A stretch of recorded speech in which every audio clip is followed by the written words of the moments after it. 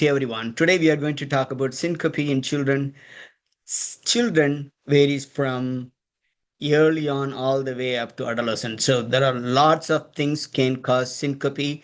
Please stay with me. We will address each and every one of the disorders that can cause syncope and how to diagnose and how to treat. What is syncope? It is abrupt loss of consciousness and postural tone resulting from transient global cerebral hypoperfusion followed by spontaneous complete recovery. Then there is one another group is called pre-syncope, feeling that they are about to pass out but remain conscious with a transient loss of postural tone. The syncope result from fall in systolic blood pressure less than 70, the MAP less than 30 to 40. Syncopal event typically preceded by prodrome lasting from several seconds to 1 to 2 minutes. It's characterized by nausea, epigastric discomfort, blurred or tunnel vision, muffled hearing, dizziness, lightheadedness, diaphoresis, hyperventilation, palpitation, pallor, cold and clammy skin or weakness. Most cases are benign, but evaluation must exclude a rare, life-threatening cardiac or non-cardiac disorder. It affects 15 to 25% of the children and adolescents. That means one-fourth of the children get affected at one point of time. It peaks in teenage years, 15 and 19, there is a female predominance. But when it happens before age 6 or before age 10, you should consider following, like seizures, breath holding spells, and cardiac arrhythmias needs to be ruled out. Outside that age group, the most common being vasovagal syncope. It accounts for 60 to 80%.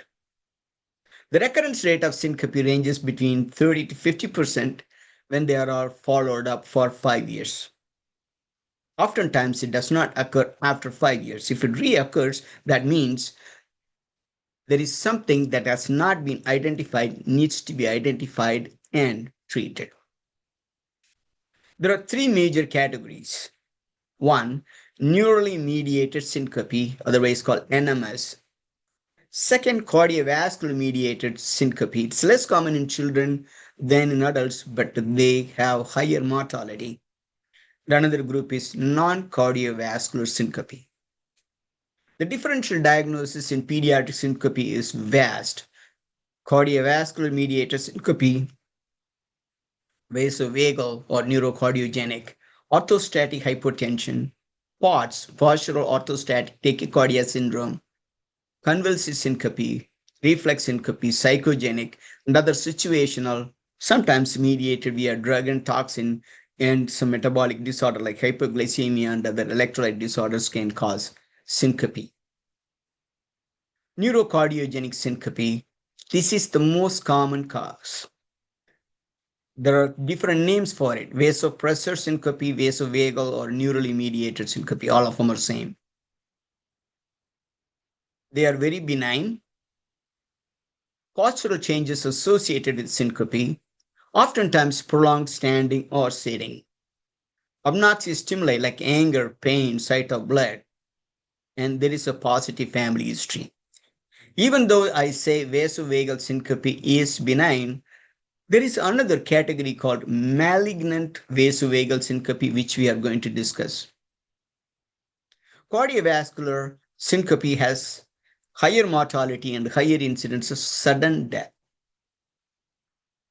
The causes are, it could be arrhythmias like complete heart block, sick sinus, tachyarrhythmias, Wolff Parkinson, ventricular arrhythmias, ion channelopathies like long QT interval syndrome, Brugada syndrome, arrhythmogenic right ventricular disease can be identified only by echo.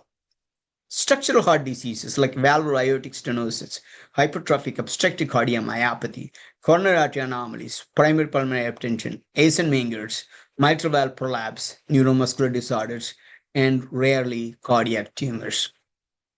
These are the red flags, needs urgent referral to the peds cardiology. When you evaluate, Listen to the murmur. If there is a murmur with syncope, needs to be evaluated by cardiologist. Acute attacks associate with hyperpnea or cyanosis. Syncope during exercise, including swimming with exertion. Family history of early cardiac death, long QT interval syndrome, sensory neural hearing loss, familial heart disease, medication that can prolong QT interval syndrome, arrhythmias, absence of usual premonitory symptoms or precipitating factors. Unusual syncope triggered by it, just pay attention to it. Loud noises related syncope, fright or extreme emotional stress related syncope needs to be evaluated by cardiologist. This is a little bit systematic review of compilation of data published in 2020. They looked at 500 studies. Out of 500 studies, there are 11 studies qualified in children with syncope. The most common etiology being vasovagal, but in some, in Lee with 880 patients, POTS was the most common etiology. Zhang with 260 patients, 0 to 18, in the Lee 5 to 18, so they did not even evaluate children less than 5 years. This one tilt-induced. That means most of the time they used tilt test to make a diagnosis or used as a diagnostic tool in all those patients with syncope. So they compiled a different etiology for syncope from that 11 studies. Vasovagal being the most common, 50%. But what really bothers is unknown 20%. It could be bad or benign. POTS comprises 13, cardiac 4, neurology 3, and breath holding spells 2, and tilt-induced 2. So tilt-induced is less because it's not often done in all the patients. If you do all the patients, probably it would be higher. Psychiatric 2 and orthostatic hypotension 1.2. The cardiac etiologies are, again, the unspecified is almost 60%. The other causes would be arrhythmias and structural heart disease, long QT interval syndromes, and other conduction abnormalities. The neurological cause of syncope, epilepsy with 20%, unspecified 75%, and other seizures related. Oftentimes you got to have EEG to make the diagnosis. The psychiatric causes, oftentimes this is in adolescent girls. Hysteria, conversion, depressive disorder, anxiety, adjustment disorder, and school phobia can cause syncope too. This is another data published this year, 2025. The functional syncope in children and adolescents. Just stay with me. There are lots of information we can gather from this particular study. What they found was the pre-existing conditions in that cohort of patients. Orthostatic intolerance was present in 54%. Psychiatric and neurodevelopmental disorders present in 80%. Again, these are a group of patients who had or diagnosed to have functional syncope. And what is orthostatic intolerance? When you have blurred vision, dizziness, feeling limp, shaking, lightheaded, numbness, seeing spots, dark vision, tiredness, exhaustion, any of them amounts to orthostatic intolerance. They can have cardiorespiratory, like shortness of breath, breathing hard, palpitation, and chest pain. GI symptoms like butterfly stomach, feeling sick, nausea, abdominal pain, automental status, anxiety, poor focus. All these can be prodromal symptoms. During the phase of the syncope, they call it as ictal features. In functional syncope, they have a consciousness is intact during the process. And they fall slowly to avoid injuries. They have eye blinking and oftentimes close 71% of the time. And again, this is adolescent, predominantly girls. This is interesting. point in this study. Even after the episode, even though it is functional, they do have a weakness, tired, yelling, want to sleep, headache, cardiorespiratory, sensory issues, mental status changes, confusion. So the presence of postdromal features does not exclude functional syncope. That is a point I want to emphasize from this particular study. This slide is more important.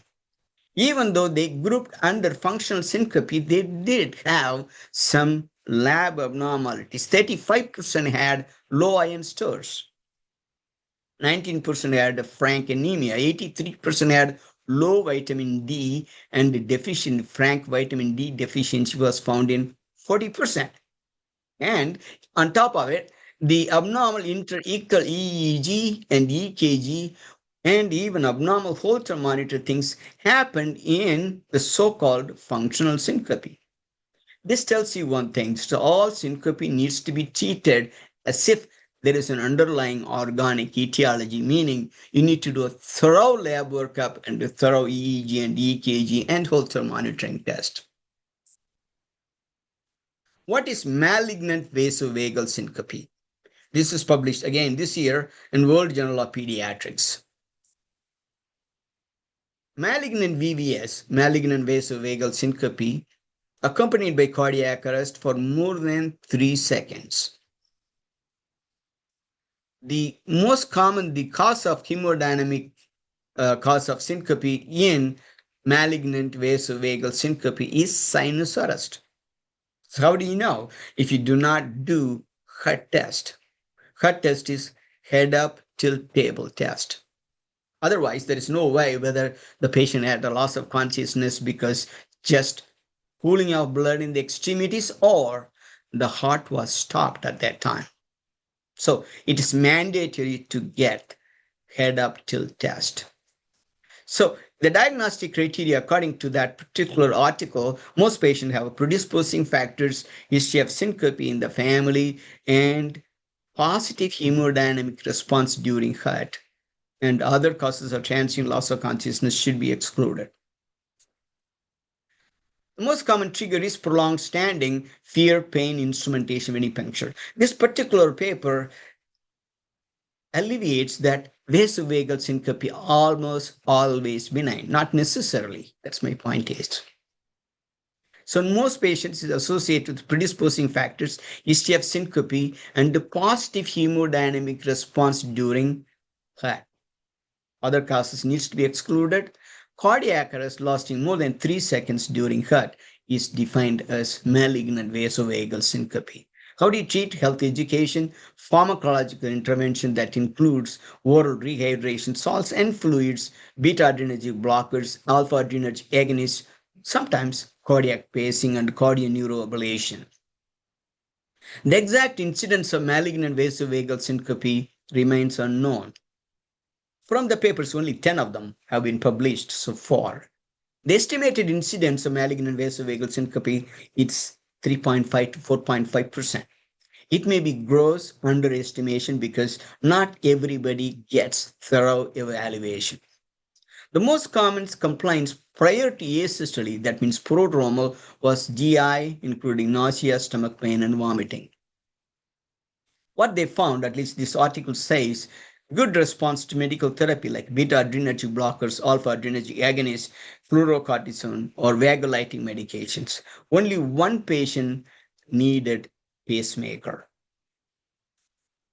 So health education, pharmacologic intervention, and occasional patients may need cardiac patients when they have malignant vasovagal syncope. Another category is called postural orthostatic tachycardia syndrome. The symptomatology is very similar, like syncopal attacks. What is orthostatic intolerance? We have already talked about the symptoms of orthostatic intolerance. It is because of presumed cerebral hypoperfusion or sympathetic activation while standing that are relieved by recumbence. When you fall down, it gets relieved.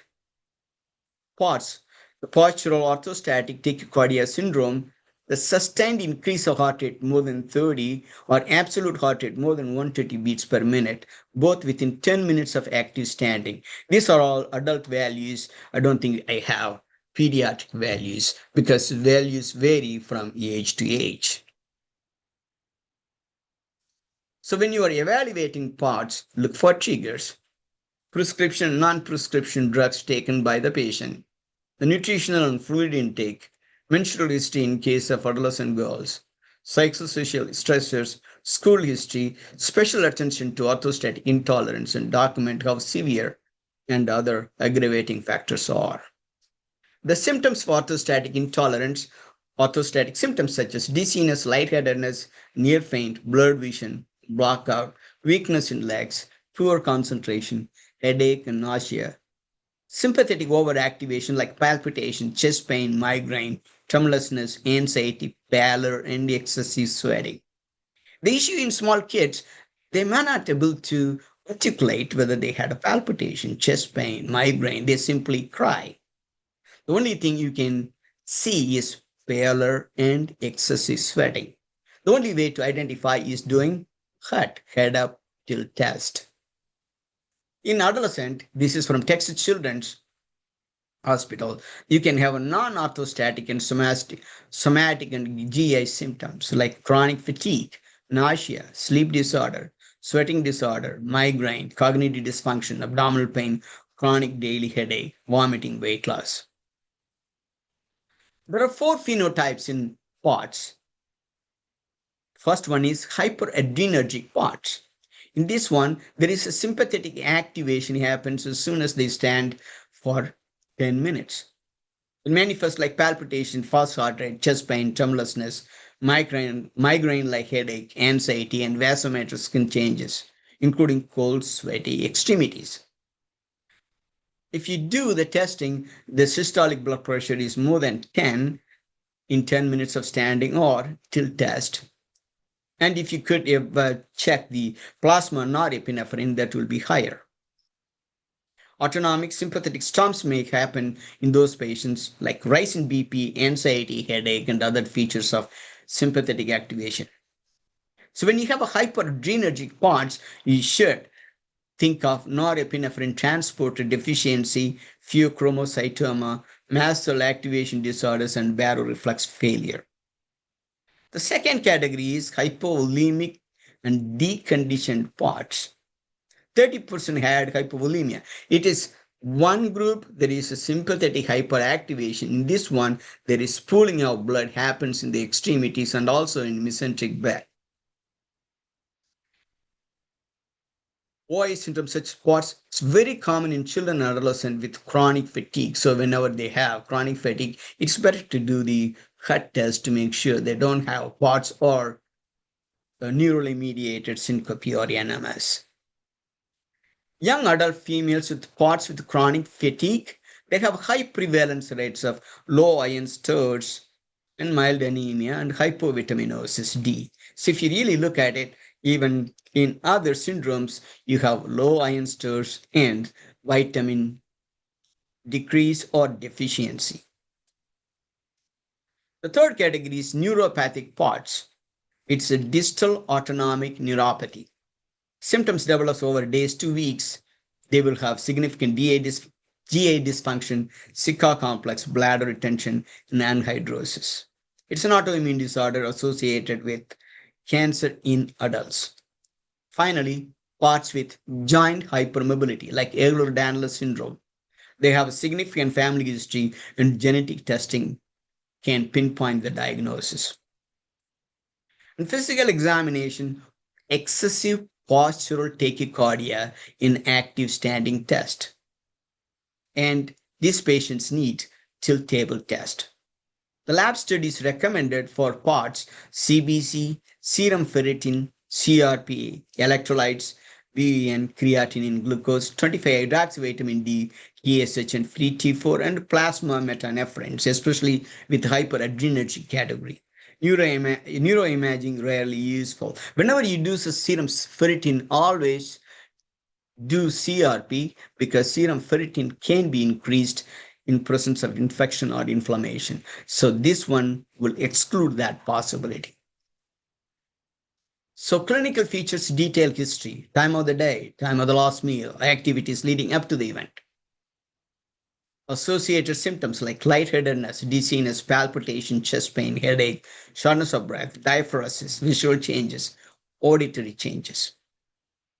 Environmental factors, upright posture, prolonged standing, crowding, heat, fatigue, hunger, concurrent illness, all need to be accounted during history taking. Loss of consciousness is usually brief, lasting from few seconds to 1 to 2 minutes, followed by rapid, spontaneous recovery without neurologic deficit.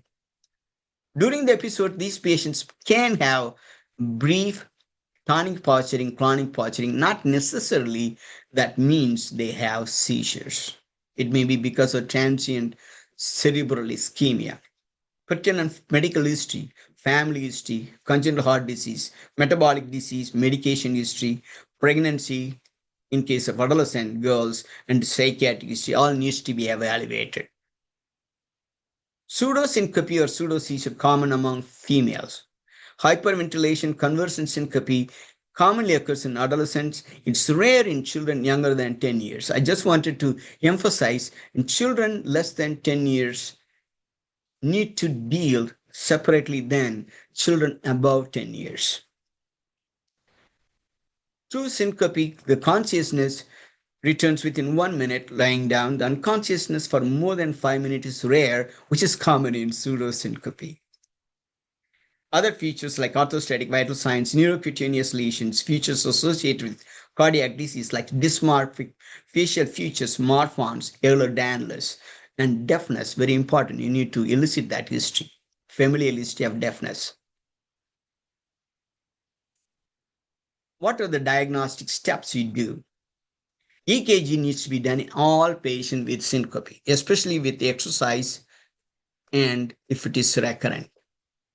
The cardiology referral that includes echo, Holter, rarely cardiac cath with right ventricular endomyocardial biopsy to exclude arrhythmogenic, the right heart disease, EEG neuroimaging studies, and autonomic function testing like tilt table, quantitative pseudomotor occent reflex test. All needs to be done. In more than 10 years old, you can pick and choose. In less than 10 years, I would say all needs to be done. The key elements in the history of pediatric syncope: hydration status, environmental conditions, exercise-induced syncope, and family history, which we talked about. Tilt table testing. So what are the indications for tilt table testing? Recurrent syncope. When it reoccurs, just do it.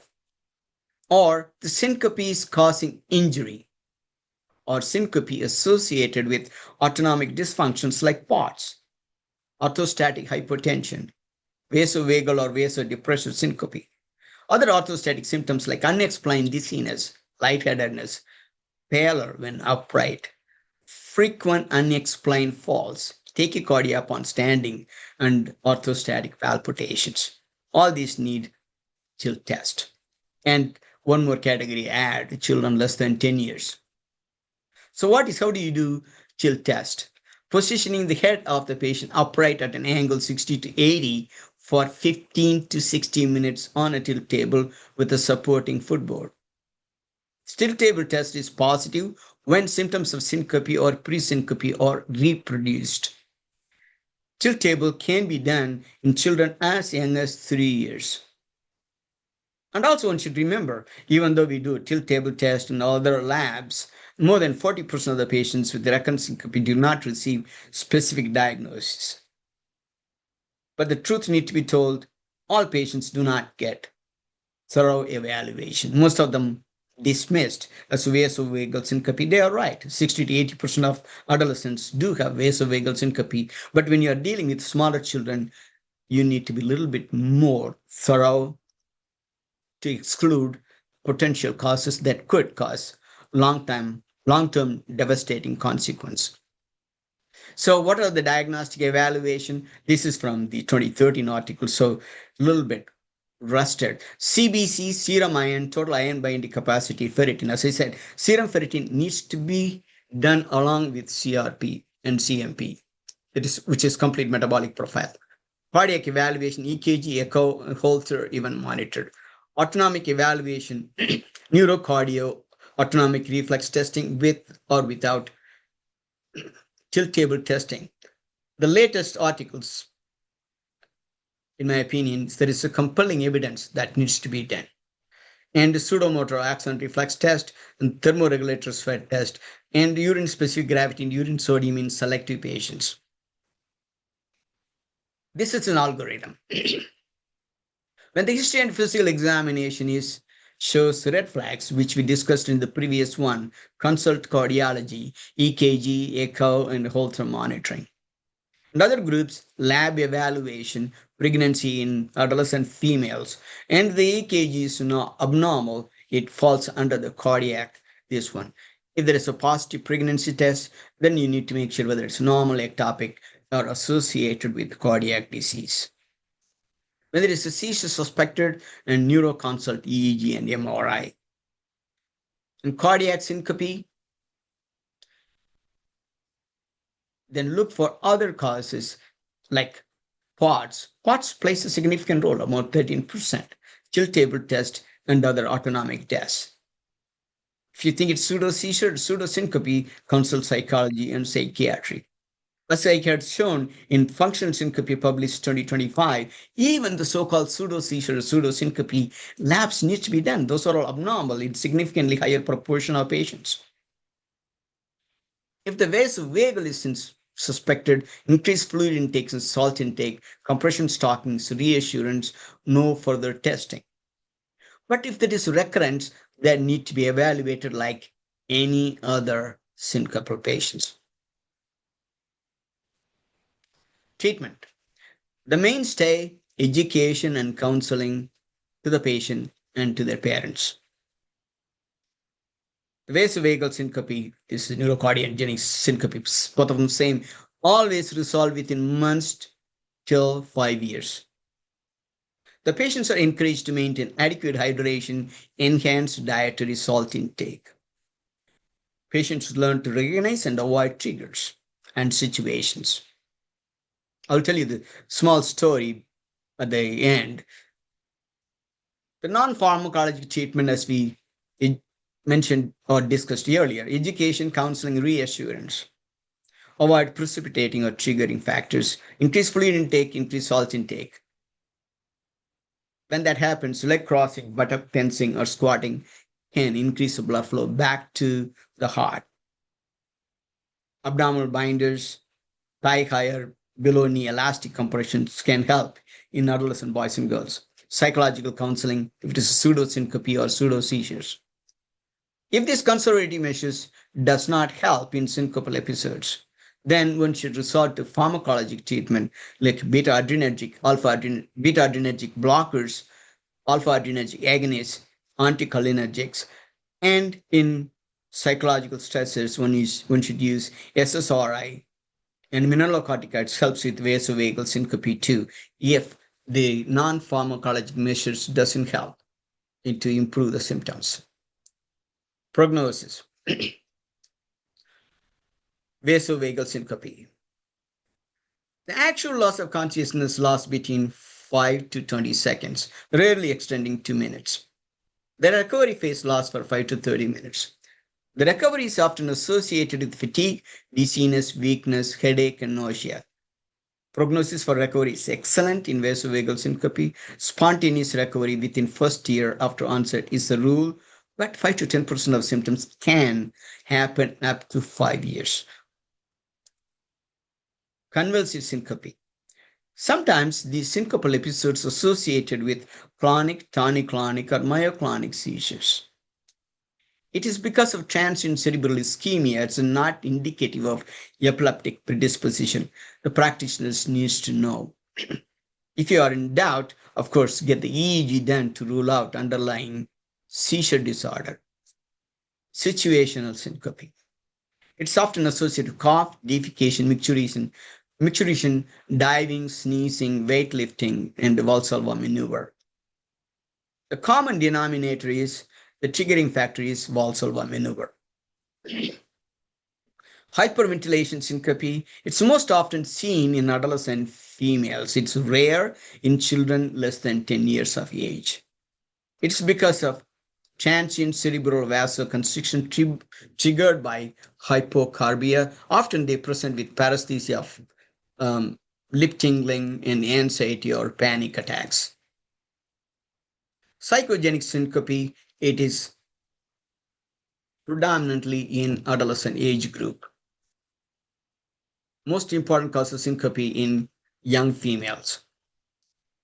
The typical features of psychogenic syncope extremely frequent. Even in a single day, they will have recurrent episodes. Even when they are in supine posture, they will have a syncopal episode.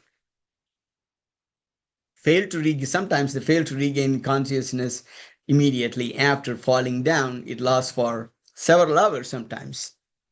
But there are no cardiovascular neurologic abnormalities on examination. These patients show remarkable indifference to their syncope. During tilt table testing, they will have symptoms, but without change in the heart rate or blood pressure. You need to obtain detailed psychosocial history. Individuals turned out to be conversion reactions, most frequently secondary to sexual abuse. The clinical clues, usually they tightly closed with lid flutter of the eyes. Many of these patients have syncopal episodes in tilt testing, but they do not have any change in the heart rate or blood pressure. Conclusion. This syncope is very common in children. Most cases are benign. Rarely, it may be the first warning sign of serious underlying cardiac or non-cardiac disease. The prompt cardiac evaluations needed when there is a family history of early cardiac death, familial heart disease, known or suspected heart disease, exercise-induced syncope, syncope triggered by loud noises, fright, extreme emotional stress, or an abnormal EKG.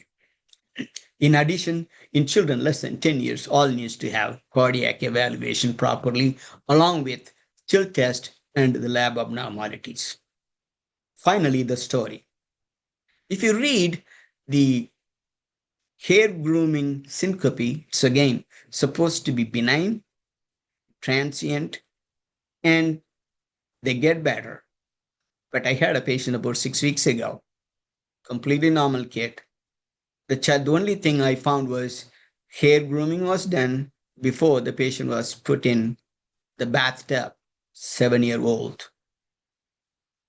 Had a significant neurologic devastation. I think the malignant vasovagal syncope is underdiagnosed, underevaluated, and undertreated. This concludes the talk on pediatric syncope.